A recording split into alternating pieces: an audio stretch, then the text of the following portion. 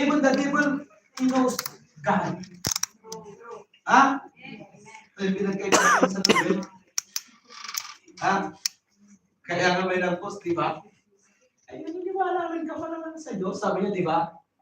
Yung evil sa tao, sabi niya, yes naman, parehas lang tayo. Ano bakit sinabi niya parehas lang sila? Maraming tao ang nagsasabing kinala nila o alam nilang may Diyos. Pero ang tanong, ginagawa ba nila kung ano yung sinasabi ng Diyos? Amen. Si Satanas, alam niya nga na may Diyos eh. Ikaw, alam mo rin na may Diyos. Sabi ni Satanas, parehas lang naman tayo. Ang tanong doon, saan kayo nagkaparehas? Alam niyo mga kapatid, kung gusto mong umingkris talaga yung pananampalataya mo, you need to know God more. Amen. Sa buhay mo. Kilalanin mo siya. Paano mo makikilala si Lord sa buhay mo? Ha? Pastor, busada rin, nakakarinig naman ako ng sermon. O, makikilala mo si Lord. Is it enough? No. Okay na ba yun? Nasa Sabado, nandito ka, nakikinig ka ng sermon. Tama na ba yun para makilala natin si Lord? Alam niyo si Lord, hindi ka niya inabandon kahit kailanman. Amen. Sino dito inabandonan ni Lord? Kahit kailan hindi po tayo inabandon ni Lord. Tayo ang nag-aabandon kay Lord. Tayo yung lumalayo kay Lord. Tignan mo, pakiramdaman mo yung sarili mo kapag lumayo ka kay Lord, ang daming problema. Hindi nyo nasubukan? Na kapag wala ka kay Lord, laging tigang na tigang ang sarili mo. Laging kala mo, walang blessing. Laging akala mo kahit gumagawa ka ng kaparaanan para makaipon ka, hindi ka nakakaipon. Dahil ang kulang, sino sa buhay? Hindi nyo napakiramdaman yun? Subukan mo. Yung sanay na laging nagsisimba, laging tinatawag si Lord, laging may devotion sa sarili niya, at kapag sila ay nawalay sa Panginoon, hindi sila makapagsimba. Sometimes they feel sick. Sa Pilipinas, pagdating mo dito, wala akong pinagsisimba dati dito. When I am new in this country, mga kapatid, pastor ako sa Pilipinas, pagdating mo dito, wala akong church na magpunta. Parang yung pakiramdam ko, lakoy na lakoy. Yung physical at spiritual, nagsasama.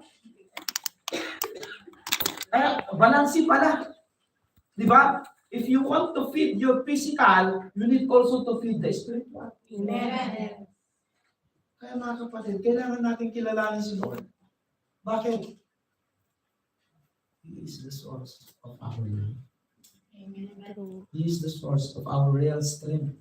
Kapatid, sa anumang laban sa buhay, kung hindi mo kilala at hindi mo kasama si Lord, lagi kang talunan. Ang taong wala kay Lord ang buhay niya, ang taong hindi gaano kay Lord ang buhay niya, laging talunan niya. Ano man ang sakripisyo mo sa buhay, magiging walang katuturan. Magiging useless yan. Sasabihin ko sa inyo, kahit anong sakripisyo mo, mapupunta at mapupunta sa wala. Sino ng ilang taon dito sa bansang ito? 10 years pataas. Amen. Amen. Siguro dami nyo nag-ipon. Diba? Sabi, hindi po ipon pastor, puro tapon. Tapon doon sa lansarin, tapon doon sa, ano ba yan? Mga padalaan, di ba? May mga trabaho. Amen. Praise the Lord. Alam niyo mga kapatid, ang taong nakakakilala kay Lord, pinagpapala talaga ni Lord. Ha? Tingnan natin. Teko ya. Alam mo, gusto ko si Moses. Si Moses, ito yung taong sabi niya, magpakilala ka sa akin, Lord. Sabi dito mga kapatid, and the Lord said to Moses, I will do the very thing you have asked because I am pleased with you. Biruin mo, si Lord mismo ang nagsabi sa kanya, gagawin ko ang lahat kung ano yung hihingin mo sa akin, sabi ng Lord sa kanya. Then sabi niya, I am pleased with you and I know you by name. At ang sabi naman ni Moses sa kanya, then Moses said to the Lord, tingnan niyo mga kapatid, show me your glory. Hello? Magpakilala ka sa akin, Lord. Gusto kitang makilala. Gusto ko si Moses, mga kapatid. When it terms, kasi tayo, kala lang talaga natin si Lord, di ba? Kala lang pala natin eh. Di ba? Sino nakakilala kay Lord? Lahat. Minsan nagtataas tayo ng kamay. Pero minsan akala lang pala natin na kilala natin. Dahil ang totoong nakakakilala kay Lord, yung mga taong marunong magmahal sa mga taong hindi karapat dapat mahalin. Sinabi sa 1 John, you are a Liar. liar. Amen. So, Pastor, kailangan ko palang kilalanin si Lord. Yes, kailangan mo kilalanin si Lord. O, natanong ko kayo, sino ba si Lord? Hindi Diyos, Pastor. Lord and Savior. Nagalog mo lang naman. Sino ba talaga si Lord? Ba't ang dami niyang pangalan? May tinatawag silang Yahweh. Di ba? Sino ba talaga to? Isang ko ba makikilala si Lord? Sige, saan ba natin makikilala si Lord, mga kapatid? Saan? Manalangin ka. If you want to encounter the Lord, para makilala mo pa ng gusto, you need to pray with your own self. Amen. Huwag kang Devotion. mag-rely doon sa corporate prayer. Dapat may sarili ka para makilala mo si Lord.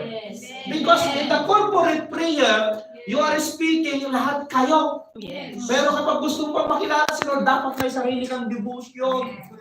If you want to know the Lord. Amen. Gayaan mo si Moses, pag nagpipre ka, Lord, magpakilala ka na sa akin. Tama? Ipakita mo sa akin kung sino ka talaga. Show me your glory. Show me your power. Show me your blessings. Amen. Pwede mong sabihin kay Lord yun. If you want to increase your faith, you need to dig more to yourself, or you need to push yourself to know more the Lord in your life. Yes. Para lang yung estudyante yan. Kung gusto mo matuto, mag-aral ka. Amen. Kung ayaw mo matuto, huwag ka mag-aral. Di ba? Kaya mga kapatid, dito si Moses, mga kapatid, if we read this passage, mga kapatid, dito nakikita natin na si Moses gusto niyang magkaroon ng mahigpit na relasyon para sa Panginoon. Amen. Madikit na relasyon para sa Panginoon. Alam nyo, si Moses, mareklamo rin ito noon. Di ba si Moses nung inutusan ni Lord? Reklamo to. Sabi niya ni Lord sa kanya, pumunta ka sa Egypt, bring my people. Sabi niya, ilabas mo sila sa pagkakas. Ano sabi niya? Lord, hindi ako magsalita. Nakikipag-usap na nga. Sige, tingnan niyo yung rason ni Moses. Karapat-dapat ba yung reason niya? Lord, hindi ako marunong magsalita. Nagsalita ka ba eh. Di ba? Sabi niya, sa English, I am low to speak. Hindi ako gaano magaling magsalita. Nagrason siya. Sabi pa nga niya, si Sister Tilma na lang, Lord. Parang gano'n yun, di ba? Kasi sabi niya, yung kuya ko na lang ang gamitin mo, Lord, si Aaron. Mas magaling yun, sabi niya. Minsan gano'n tayo eh. Kasi pagkakalam natin, alam niyo, pag kilala mo na si Lord, whatever be that, sabi niya, mag-testimony ka, kilala mo si Lord eh. Praise the Lord. Si sister ko na lang, Pastor. Kasi mas magaling magsalita. Alam niyo, minsan, nakikita ko mga kapatid, if you are willing, Yes. tumayo ka na minsan, yung mayayain mo, Masasanay. hindi ka pa yung pinakamakalang ka. Alam niyo, when you stand in the presence of the Lord, hindi ka po iiwanan ni Lord. Amen. Kaya napakaganda makilala natin si Lord. Dahil si Lord, mga kapatid, kapag nakilala mo siya sa iyong buhay, hindi mo siya lalayuan. Amen. Hindi mo siya iiwanan. Hindi mo ipagpapalit ang relasyon mo sa ibang tao, mga kapatid. Dahil ang relasyon sa Diyos, ito yung sukatan para makita na ikaw ay anak ng Diyos. Amen. Tignan niyo yung mga napaka-faithful sa harapan ni Lord, mga kapatid. Tignan niyo yung kanilang mga buhay. Yes, may mga pagsubok sa buhay at naman tayo dumadaan sa pagsubok. Dahil minsan nga si Lord, ginagawa niya talaga yan para mas lalo pa tayo tumatag sa pananampalataya. Amen. Alam niyo, through prayer, makikilala mo ang Diyos. Ano pa? Amen. Through reading of His Word. Dapat nagbabasa rin tayo ng Bible. Hindi lang doon sa Bible study. Tama mo ba? Sabi ko nga, one day, ano ba yun? One chapter lang. At least may nabasa ka. At least you are moving your Bible. Huwag sana yung ginawa kong illustration dati, no? Alam yung illustration about sa Bible? About yung tinidor? Nakaintinda eh. Pinanghinalaang nagnakaw sa pastor ng tinidor. Pero inipit lang pala sa Bible para tignan kung bubuksan yung Bible. Hinanap nila yung tinidor. Hindi nila mahanap. Tinidor daw, tinidor. After a year, pinabisita nila ulit si pastor. Sabi nila, binigyan na lang ng plastic si pastor para hindi na mawala yung tinidor na mahal. Naputol ni pastor. Sabi niya, pasensya ka na pastor, wala na kasi yung mamahalin namin tinidor. Kasi nung pinakain ka namin, nawala yung tinidor, kala namin, dinakaw mo yung tinidor. O, di ba? Sabi niya, ay, kaya pala sis, paliban-liban na kayo ngayon sa church. Kasi inisip nila, nagnakaw si pastor eh. Sabi niya, kunin mo yung Bible. Pagbukas nila sa Bible, nandun lang sa practice yung tinidor. Pilisting pa ni pastor kung nagbabasa sila ng Bible. 1 year na, hindi nabuksan yung Bible, kaya yung tinidor andon. 1 year na hindi nagbasa ng Bible. Pero yun mo yun. Mga kapatid, if you want to know Jesus or the Lord or God in our life, you need to read your Bible. Amen. Ano pa? You need to hear God's Word. Napaka-importante makinig tayo ng mga salita ni Lord. Ang dami na nating mga pakinggan na nakakalain. Amen. Nakakatulong yan para makilala natin si Lord. Amen. Then, ask the Holy Spirit. Amen. Pray sa kailangan natin yung Holy Spirit. Tignan niyo si Apostle Paul. Gusto niya rin mo. Si Apostle Paul, isa rin po siya. Sige ko yan. Sabi na Apostle Paul, but whatever were gains to me, I now consider loss for the sake of Christ. What is more, I consider everything a loss because of the surpassing worth of knowing Christ Jesus, my Lord. For whose sake I have lost all things. I consider them garbage that I may gain Christ and be found in Him, not having a righteousness of my own that comes from the law, but that which is through faith in Christ, the righteousness that comes from God on the basis of faith. In verse 10, sabi na Apostol Pablo, I want to know Christ. Yes, to know the power of His resurrection and participation in His death, sufferings, become like Him in His death. Sabi ni Apostol Pablo, mga kapatid, lahat ng nakuha niya sa buhay, sabi niya, karangyaan, katanyagan, kasikatan, sabi niya, I consider them as lost, not as a gain. They are all garbage for Christ's sake. Sabi niya, ang pinakagin niya, sabi niya, when he accept the Lord Jesus Christ, sabi niya, yun yung pinakagin ko, sabi niya. Pero yung pagiging abogado niya, yung magaling siya, tanyag siya, mga kapatid, sabi niya, I consider them as a garbage. Minsan kasi tayo, nagyayabang tayo eh. Nagyayabang tayo kay Lord. We are the least winners, di ba? Kaya na lagi ko sinasabi noon, when I preach the word of God, do not tell to me what you are doing to the Lord, but tell to me what the Lord is doing in your life. Di ba? Kasi may mga tao, ako nag-donate niyan, ako nagbigay niyan, ako nagbayad niyan, ako nagbayad. Wala naman tayong ipagmamayabang kay Lord. Whatever be the things that you give it to the Lord, huwag mong ipagmayabang. Amen. Ang ipagmayabang mo kung ano ang ginagawa ng Diyos sa buhay mo. Ang ipagmayabang mo kung ano yung ginagawa ng Diyos sa buhay mo, araw-araw kung paano kanya babaguhin.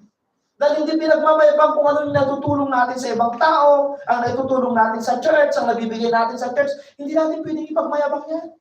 Ang dapat natin ipagmayabang kung ano ang ginagawa ng Diyos sa buhay natin. Amen. Amen. Minsan hindi natin lagi kita ng mga kapatid. Sa Apostol Pablo sabi niya, I consider them lost. I consider them garbage. Kung ano yung naatin niya sa buhay niya. Pero ang pinakatungo at gain niya sa buhay, sabi niya, when he accept the Lord Jesus Christ. Oh, amen. ay wala tayong ipagmayabang sa harapan ng Panginoon. Sige, kuya. Ignorance of the Lord is no bliss. It is a disaster. Ang taong hindi nakakilala kay Lord, kawawa ang buhay. Sabi niya, disaster. Sabi niya mga kapatid. Sabi ni Royal Rights. At ang sabi pa niya, knowing the Word will give you livelihood, but knowing God will give you life. That is the eternal life. Kung makikilala mo talaga ang Diyos, subukan mong kilalanin ang Diyos mga kapatid. Mamamangha ka kung sino talaga ang Diyos. You will be amazed. Dahil kapag nakilala mo si Lord, you will not be deceived again. Babaguhin niya talaga ang buhay mo. Si Moses dati na laging nagre-reklamo nung nagpakilala ang Diyos sa kanya. Anong nangyari kay Moses? Naging matapang. Naging faithful kay Lord.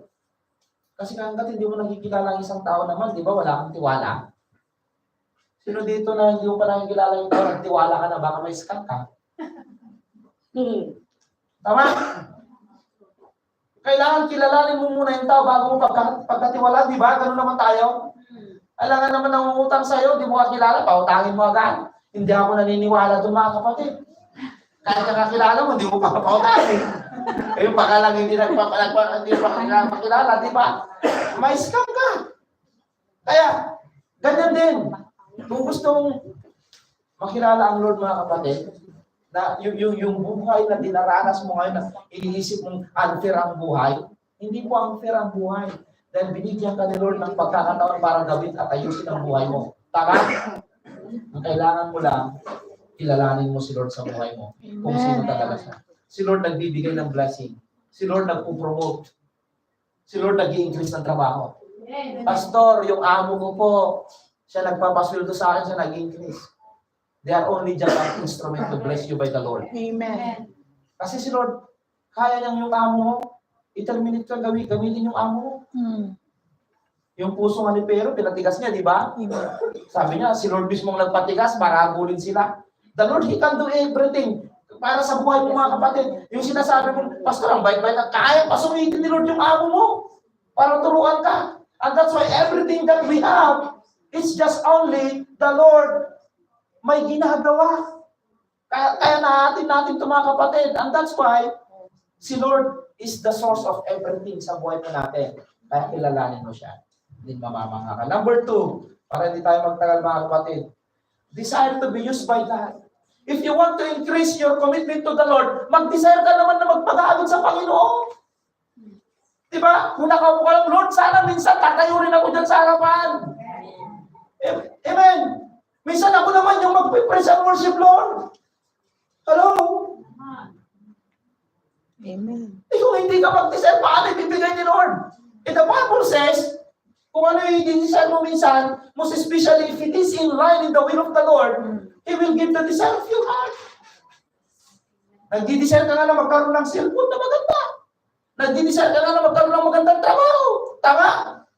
Nagdi-desire ka nga na magkaroon ng asawang afam. Ay, ano ba? Namali ata ako Pastor, di naman lahat. Ay, di naman lahat daw. O, diba? Sa mga desire ka na ganun, diba? Bakit hindi ka mag-desire naman na, Lord, minsan ako naman nagtatayo. Amen. Amen. Ako naman yung magpapakanta. Ako naman yung magte-testimony, Lord. Amen. If you want to increase your faith, i-desire mo naman na magpadakit kay Lord, hindi lang yung nakakaindi. Talagang wala ako talaga. Paano hindi mo dinidesire? Amen. Ask the Lord to be used Him. Amen. Kapag hindi mo talaga i-desire yan, doon ka lang talaga sa sinasabi mo, sana all. Sana all talaga. Di ba? Dahil ayaw mo magpagamit eh. Alam nyo kapag nagagamit ka ni Lord, ang gaan ng pakiramdam. Isa ako noon sa mahihayin sa church, nandun lang ako sa likuran. Kaya yung mga taong gustong-gusto sa likuran, Sige, subukan nyo. Kapag hingihan ng ayuda nandun ka sa likuran, baka maubusan ka! Tama? Pero yung mga nasa harapan, sila yung mga nauuna. In terms of blessing, mas maganda yung nasa harapan. Dahil kapag umulan ng blessing, sila yung ulang. Yes! Tingnan nyo yung mga nag-ayuda, nagreklamo. Nandun kami kasi sa likod. Hindi kami umabot. Next din na naman daw. Tingnan nyo, dahil mahilig sa mga likuran.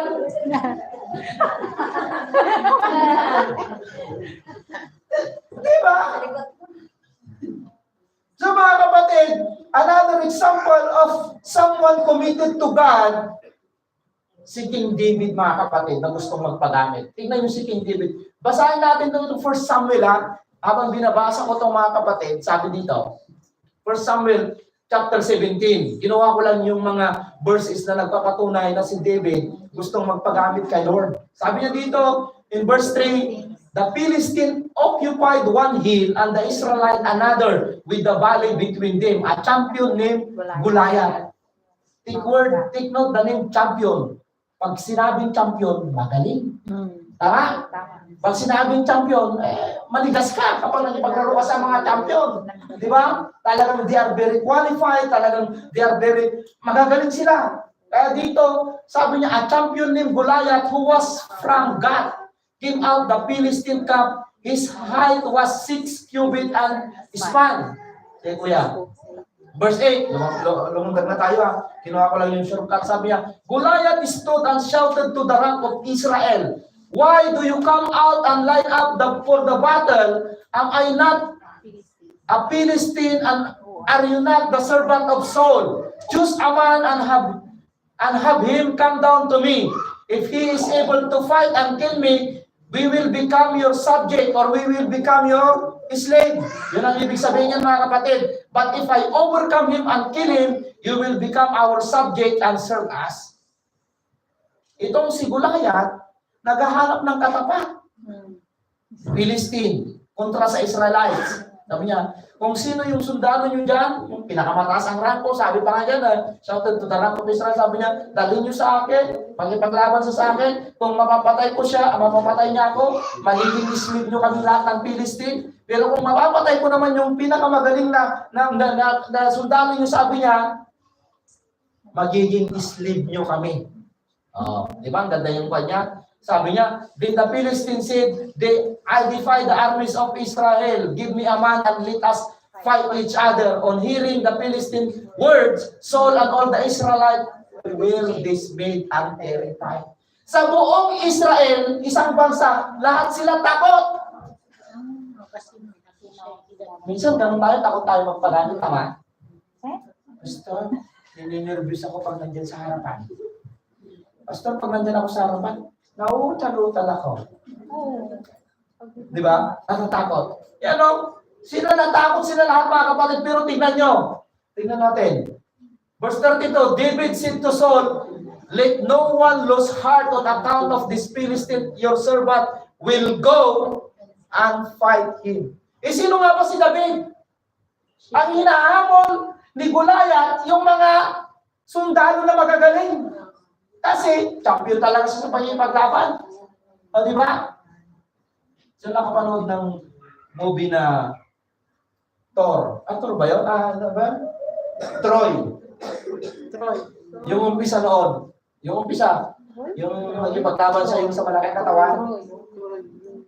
Ganun yung kwan. Pagkatapos mo natalo yung pinakamagaling nila, wala na. Tapos na yung laban. O, di ba? Ganyan yung sinasabi dyan, mga kapatid. Si David, sige kuya. David said to Philistine, you come against me with sword and spear and javelin, but I come against you in the name of the Lord. Pero yung point dito, mga kapatid, si David, aksidente lang na napunta doon sa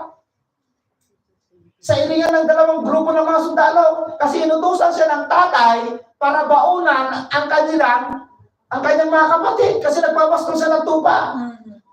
Inalaman niya kasi may nambubuli doon. Kasi may mga nambubuli kasi, no? Si Goliath nambubuli eh. Binubuli niya yung mga sundalo ng Israel eh. Nalaman ni David. Sabi niya doon sa isang katiwala nila na nagbabantay ng tupa, ikaw muna dyan, pupunta ako doon sa aking mga kapatid. Kasi mga kapatid ni David, mga sundalo ni King Saul. Sus, nakita niya, ang laki.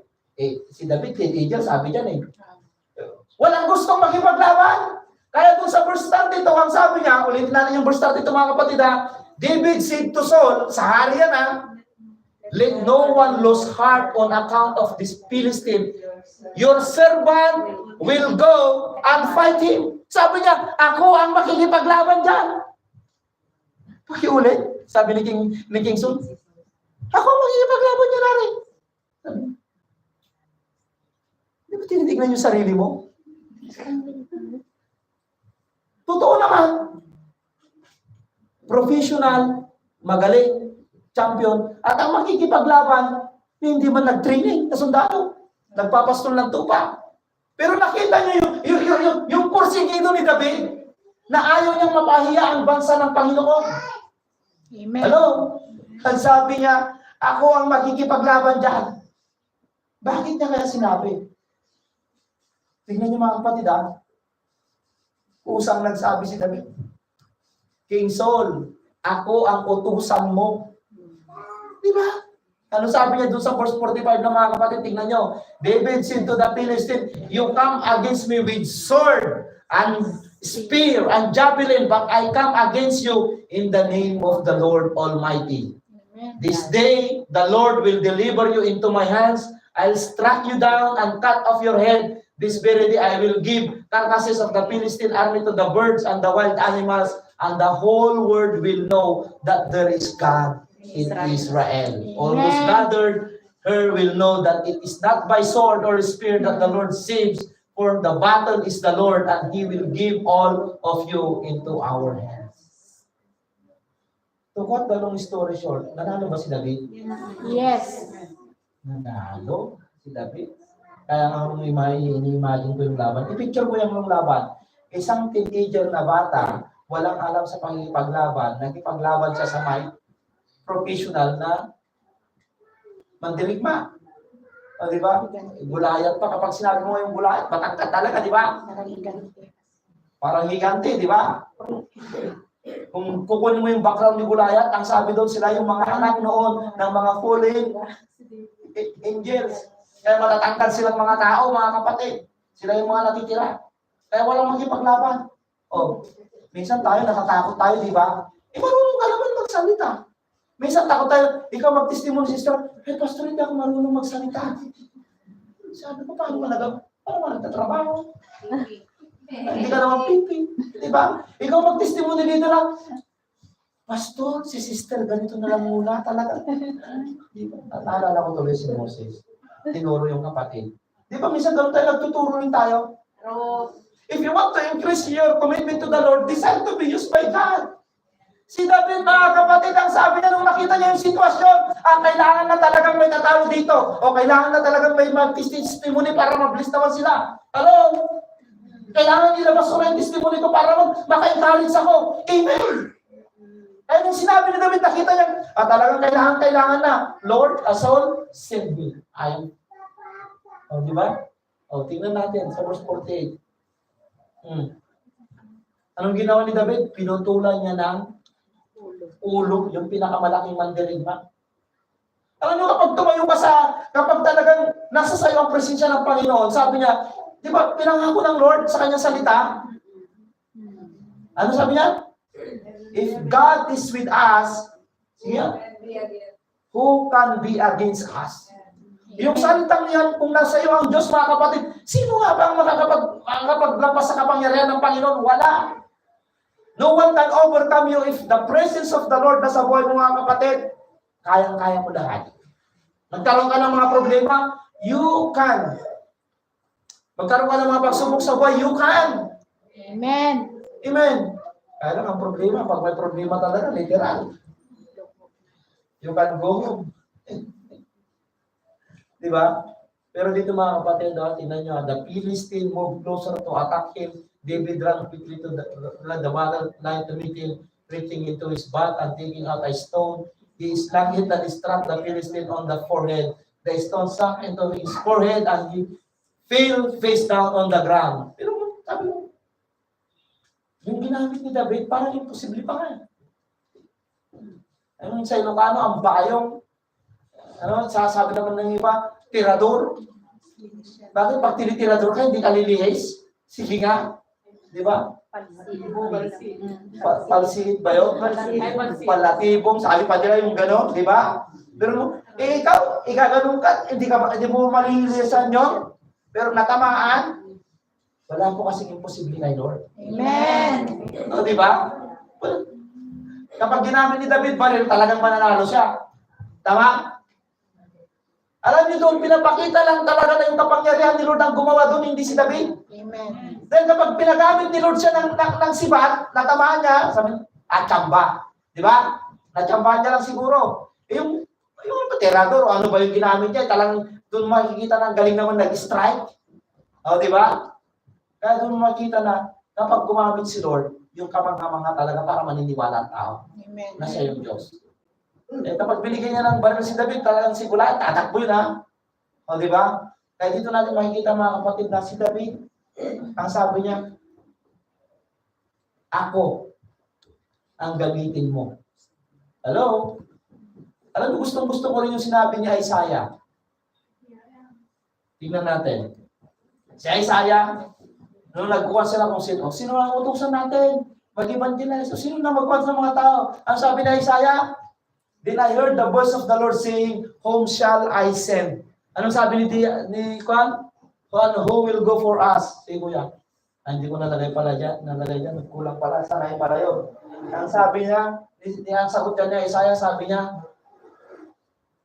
here I am, Lord, send me. Sino magmimisyon? Sister Annabel Pastor. Sino pumunta sa Dubai? Si Sister Lorena Pastor. Bakit ka magtuturo? Kung ang Lord ang nagtatanong sa'yo, nasubukan mo, nagpresenta na, Pastor, ako naman ang pumunta sa Dubai. Pastor, ako naman pumunta sa LA. Nasubukan mo na bang nag-present? Oh, kailangan ka pang. Gusto mo sumama? Kasi sasama ako. Minsan doon lang ko ng tao, no? Gusto mong sumama? Kasi sasama ako. Bakit pag hindi ka sasama, hindi na rin sasama? Anong koneksyon? Ang kapuras. Mamaya, mapagalitan ako dito. 11. Minsan ganun tama, kapatid. Alam mo bang si Lord, minsan nangungusap na sa'yo, you are resisting the command of the Lord. At kapag nire-resist mo yung command ni Lord, mga kapatid, oh, you miss the blessing. You miss the joy in your heart. Di ba kaya minsan nagiging guilty tayo sa sarili natin? Because sometimes it's commanding us, but we are always rejecting the command of the Lord. And that's why we miss the joy that comes from in our heart. Dahil kung ano ang inuutos ni Lord, dapat sinabi mo, yes, Lord, yes, Lord, yes, Lord. Di ba? Minsan kinakanta mo pero pag inutusan ka ng, sister, sama ka sa kana, Pastor, may parating ka. Sama ko doon. Eh, ginawa akong decorator. Dati nung kumakanta, yes, Lord, yes, Lord, yes, yes. May pa-imin-imin pa yung kanta, di ba? Pero nung inutusan sorry, Pastor. Nakapag-uuna ako doon. Alam mo mga kapatid, if you want to increase your commitment to the Lord, this have to be used by God. Amen. Kapag nagpagamit ka kay Lord talaga, sakripisyo talaga yan. Bakit? Kung nagpagamit pa si David din sa sakripisyo yun, mamamatay siya doon eh. Sakripisyo yung buhay niya, tama po ba? Amen. Yung mga unang mga missionary, sakripisyo yung mga buhay nila mga kapatid.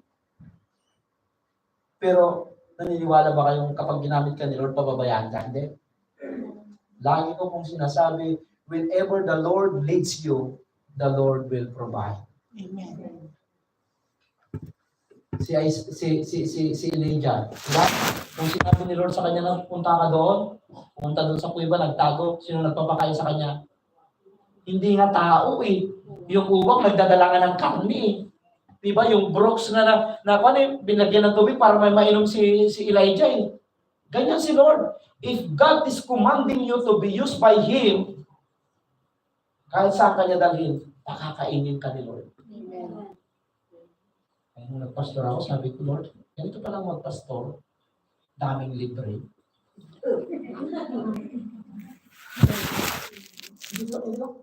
Alam niyo yung point doon? Ibig sabihin, if you obey the call of the Lord, kasi hindi ka naman swelduhan. Di ba?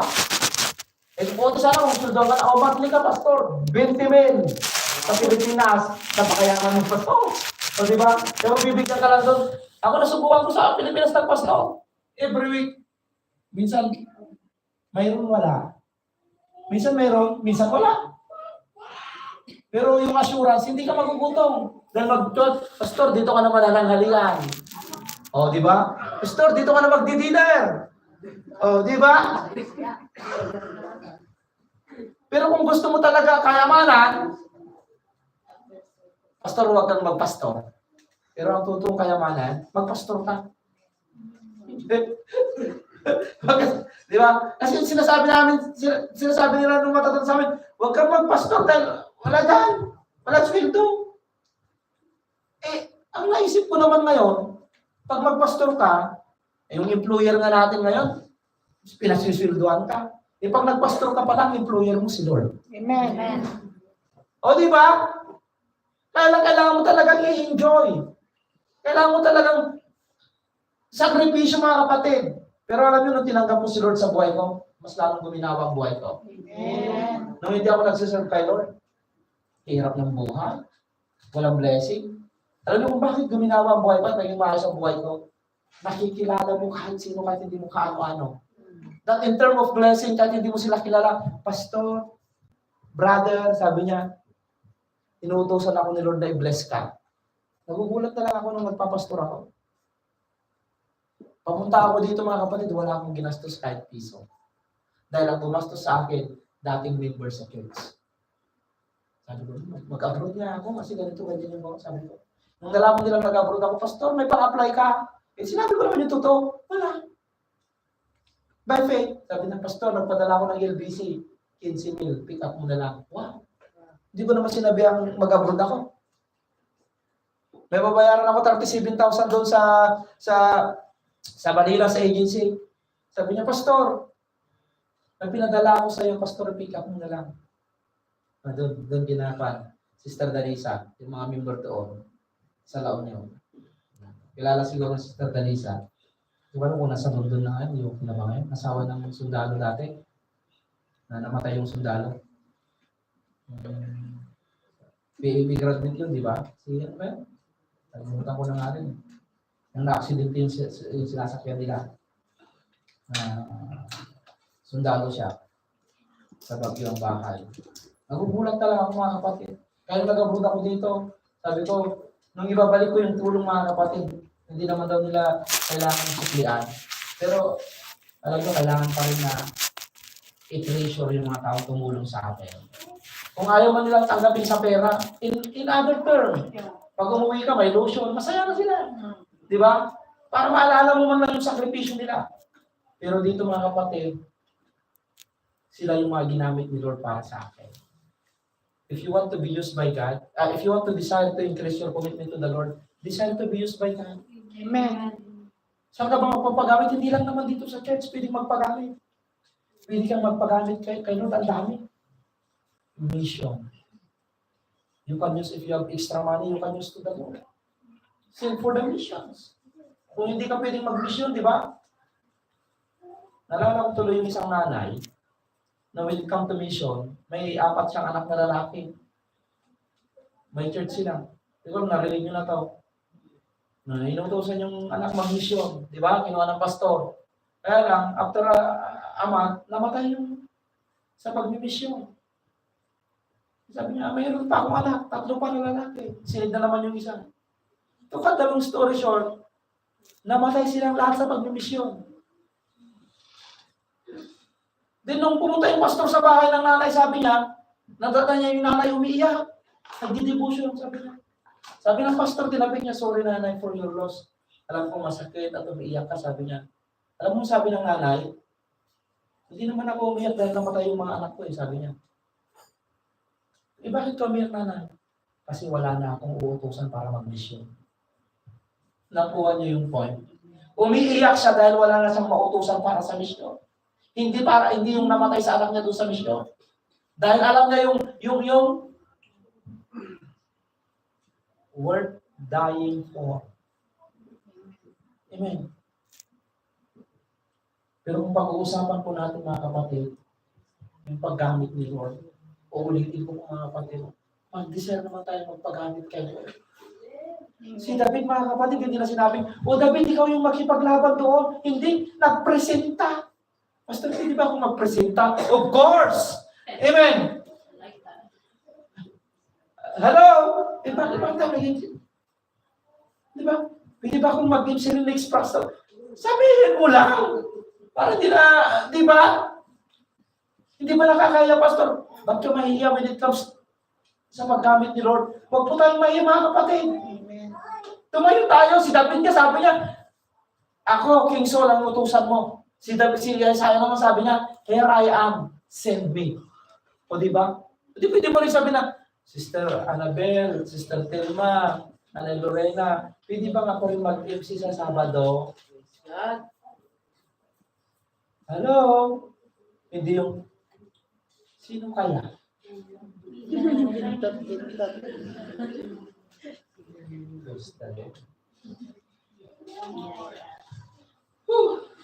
Ayan, sabihin mo sa katabi mo, magpagamit tayo. Diba? Palampakan natin mga sarili natin. Hallelujah! Amen! Number 3, para tapos na. Ito na yung gusto nyo siguro. Ha? Pag-reward, gustong-gusto natin. If you want to increase your commitment to the Lord, you need also to desire more reward. Ha? Sino gusto ng reward? Pakitaas ang kamay. Amen! Gusto. Tignan mo. Ang tanong, sa anumang klaseng paligsahan, sino nire-rewardan? Ha? Ito yung tanong eh. Lahat tayo gusto ng reward. Pero sino ba yung mga binibigyan ng reward? Siyempre yung mga nanalo. Pero nanalo ba tayo? Amen. Ha? Ibig sabihin para pastor, makipagpaligsahan ako.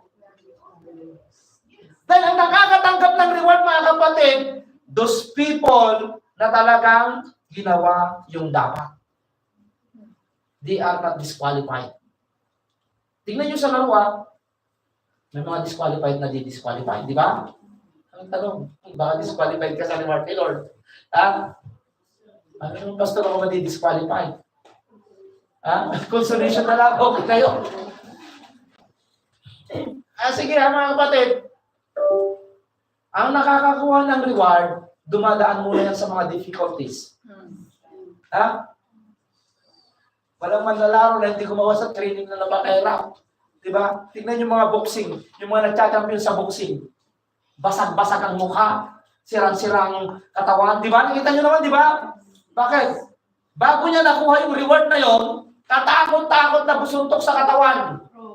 Tama? Ibig sabihin, when it comes in the service of the Lord, minsan maraming nga rin pagdadaanan eh. Kailangan mo maging faithful para makuha mo yung reward. Hindi yung nag-serve ka kay Lord, walang blessing. Eh wala ka pang isang buwan sa ministry. Sabi mo, walang blessing. Hindi ka pa tumatayo sa harapan, sabi mo, walang blessing. O may manlalaro bang tumakbo, champion na agad? Sige. Di ba? Meron ba yun? Wala naman, di ba? May reward na agad. Ang masama pa yun, pinipili pa yung magbibigyan ng reward. O sige mga kapatid, no? Gusto mong maging slim yung katawan mo? Yung gusto mong reward? Diet. Pahirap talaga yan. Tingnan natin. You want to skip to eat dessert. Di ba? Maraming ibabawa na sakit sa katawan niyan, mga kapatid. Ha? Siguradong ihilab-hilab yung tiyan mo niyan. O, di ba? Skip na ako, Pastor. Kasi, kapag gusto mong i-slim yung katawan mo, mas marami yung oras mo sa gym. Ha? Pasasakitin mo talaga yung katawan mo. O, di ba? Saka mo sasabihin, hindi ka marirewardan ng mag-slim ang katawan mo, mga kapatid ko, without difficulties, mga kapatid. And that's why, to give more reward, we need to be faithful from the Lord. Amen. Kaya mag-desire ka naman.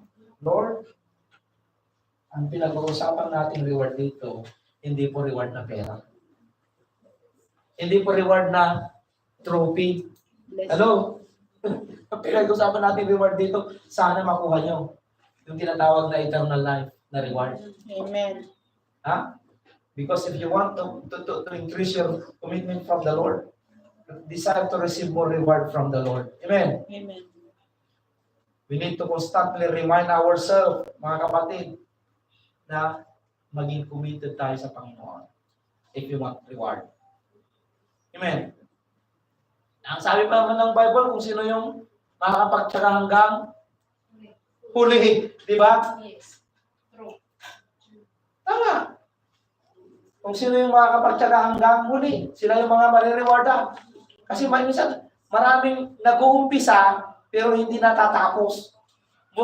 Umpisa lang ng umpisa. Di ba? Sino dito mahilig man lang? Ningas Google ba tawag sa atin yun? Ano, Ningas Google ba tawag doon? Yung kasabihan sa akin? Na hanggang umpisa lang yan. Pag may problema na sa church, may konting problema na, wala na. Paalam na. Paalam na, kaibigan. No, mga kapatid. Pero dito mga kapatid, gusto kong ipaalam sa inyo mga kapatid na yung reward na gusto kong marinig sana ay ito. Sasabihin sa atin ni Lord. Well done. His master replied, well done. Good. Ay, tanong, good ba tayo? Good. Ha? Medyo daw. Medyo lang, pastor. Medyo. Hindi pa tayo makapunta sa good. Ano, tingnan nyo ha. Ito gusto ko marinig na magiging reward natin na sasabihin sa iyo ng Panginoon o yung mas natin. Sabi niya, well done, good and faithful servant. Yung good, pasado ba tayo dun sa good? Eh, bakit tayo tumawa? Doon pa lang, baka mamaya. Paano tayo sasabi na, Pastor, kilala ko talaga si Lord. Pero doon pa lang sinabi niya, well done. Okay, unahin natin yung good. Good ba tayo? Sasabi niya, sometimes, Pastor. O, diba? Tapos, ang kasunod, faithful. Ang tanong, Sometimes. faithful or pitfall? Pitfall. Ah? Anong gusto niya? Faithful or pitfall? Tagahulog sa butas, stumbling block. Pag faithful, ikaw yung stumbling block, tama? Pag faithful, ikaw yung taga-encourager. Tama po ba? Amen. Kasi yung pitfall, ikaw yung naghulog sa butas sa kanila. Amen. So, maganda bang pakinggan to na reward? Kasi yung reward na yan, i-welcome ka ng master mo. Ang sabi niya, well done. Una, good. Ang tanong, are we good? Sometimes. Or maybe. Ano, maybe ba? Or later din na lang, Pastor. Nothing from the above. Pero may kasama pa naman. Faithful. Hallelujah. Tapos ang sabi niya dito, ito yung maganda. You have been faithful with a few things. I will put you in charge of many things. Come and share your master happiness. Alam niyo yung reciprocal ng blessing. Tingnan niyo mga kapatid ha. Hindi ka bibigyan ng malaking blessing ang Lord kung sa maliit na blessing hindi ka niya piling pagkatiwalaan.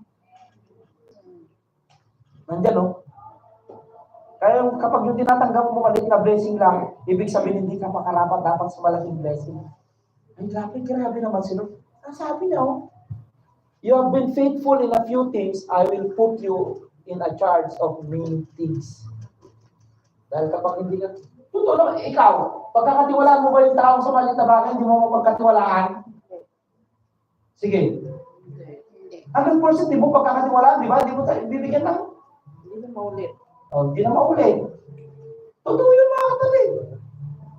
Kaya kapag sa mga maliliit na bagay, marunong ka, mas lalo kang i-business nila. Amen. Mga kapatid.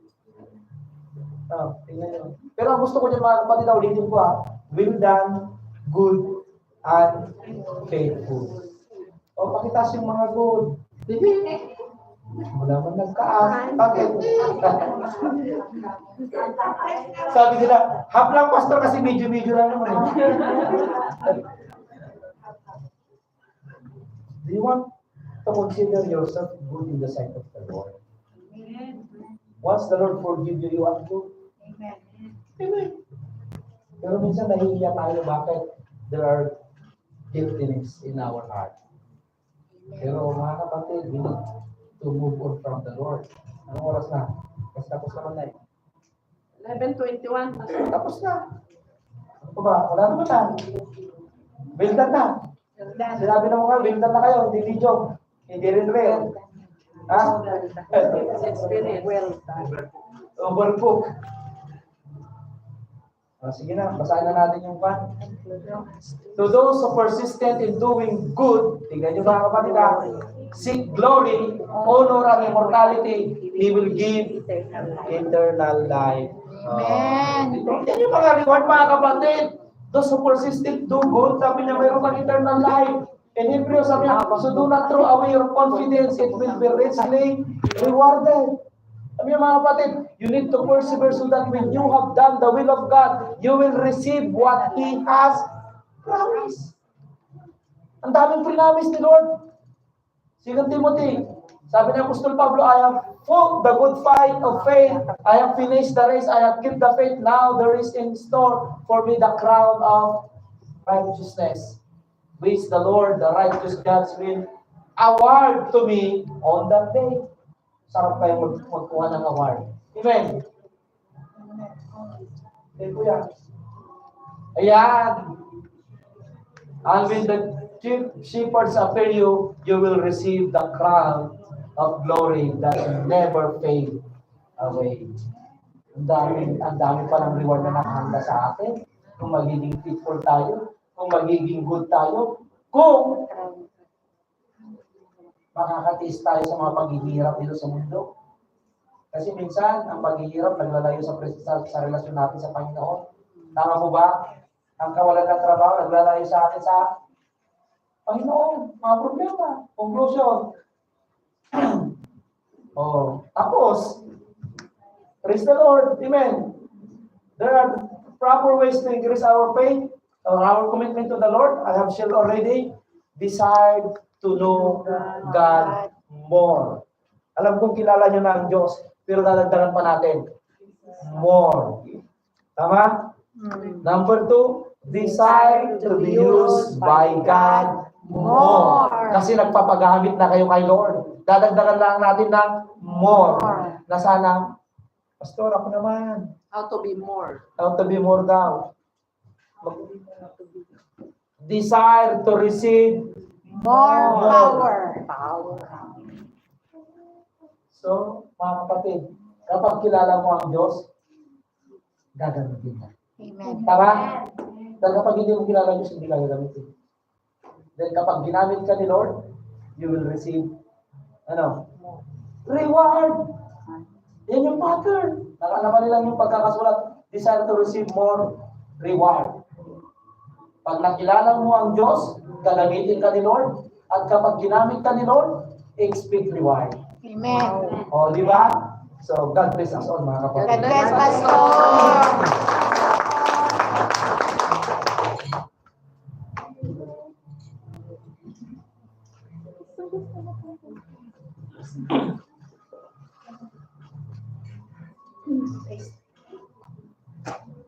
Hallelujah. Praise the Lord. Amen. Praise the Lord. Amen. Pampakan na natin ang Diyos. Sino po sa akin mga kapatid,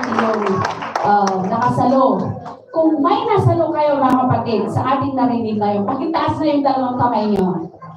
Palakpakan nga natin ang Diyos na buhay. Purihin ang Panginoon. Hallelujah. Desire. It's so deep meaning desire. Desire po natin mga kapatid. Kung sabi nga kanina, i-desire mo to know God, desire to be used by God, desire to be received more, i-desire din natin mga kapatid na magbigay ng totoong-totoo para sa Panginoon. Okay pa ba yun sa inyo mga kapatid? Okay po ba yun sa inyo mga kapatid? Amen. Ang hina. Okay po ba mga kapatid na decide din natin ibigay yung nararapat na para sa Panginoon? Amen. Hindi po rin sa atin, hindi na po tayo bago, hindi po tayo parang fresh beginner po dito na hindi natin alam kung ano ang purpose. This is the one way how to serve, how to worship our living God, right? There's a lot of proof in the Bible. It says, naalala ko na naman yung preaching ni Pastor nung Saturday, nung last Saturday, alam niyo yun? Huwag niyong kagnakawan ang Diyos. sakit na. Share this testimony mga kapatid. Sabihin ko totoo sa inyo. Naglilingkod ako since I'm 12. Lumaki ako sa church. Nauna ako, siyempre, nag-aaral, pero hanggang sa wala pa akong trabaho. Pero nakikita ko na yan. Kaya sila nung bakit sila nagbibigay? Lahat na lang, pupunta sa unahan, nagbibigay. Tapos narinig ko, tights na naman. Ano yan? Tights na yan. Hindi ko maintindihan sa totoo lang. Hindi ko maintindihan. Hanggang sa napunta ako dito na may fix na akong trabaho. Nagsisimba pa rin ako, pero ang hirap sa kalooban. To be honest, mahirap magbigay. Kung hindi mo talaga matutunan at bigyan ka paraanan yung buksan ng puso mo, ibigay, intindihin kung anong inuutos ng salita ng Panginoon sa Biblia, mahirap ng pagkakas. Alalahanin natin that every good gift na meron tayo ay galing sa Panginoon. Amen. Hallelujah! Kung anong meron ka ngayon, anong trabaho mo, wala man, meron na yan. Maliit malaki ang sahod mo. Oh, hallelujah! Encourage each and everyone.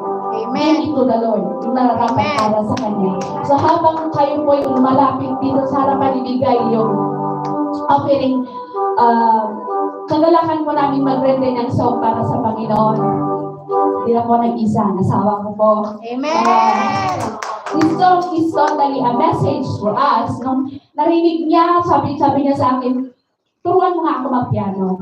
So right now, glory to God. Natututunan naman pala pag talagang gusto para sa Panginoon. Amen. So sasabihin ko, ito yata yung isang awit namin para sa Panginoon. Ang title ko na kapatid is, Bakit Nga Ba Pinupuri Kita? Hallelujah.